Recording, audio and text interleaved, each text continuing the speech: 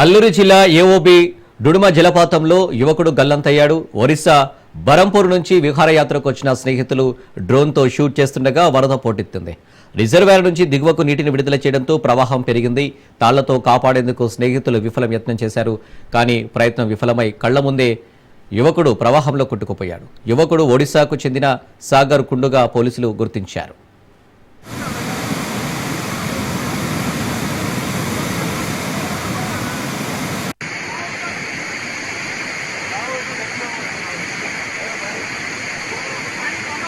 School hospital लगा school गला तो मला जेवा तोरला ए भाई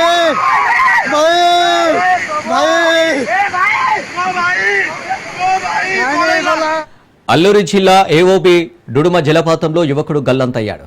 ఒరిస్సా బరంపూర్ నుంచి విహారయాత్రకు వచ్చిన స్నేహితులు డ్రోన్తో షూట్ చేస్తుండగా వరద పోటెత్తింది. రిజర్వాయర్ నుంచి దిగువకు నీటిని విడుదల చేయడంతో ప్రవాహం పెరిగింది. తాళ్లతో కాపాడేందుకు స్నేహితులు ప్రయత్నం చేశారు. కానీ ప్రయత్నం విఫలమై కళ్ల ముందే యువకుడు ప్రవాహంలో కొట్టుకుపోయాడు. యువకుడు ఒడిశాకు చెందిన సాగర్ కుండగా పోలీసులైతే గుర్తించారు. ఇక ఈ విషాద ఘటనకు సంబంధించి మరిన్ని డీటెయిల్స్ మా ప్రతినిధి సూర్యప్రకాష్ అందిస్తారు. సూర్యప్రకాష్. Good morning Anil.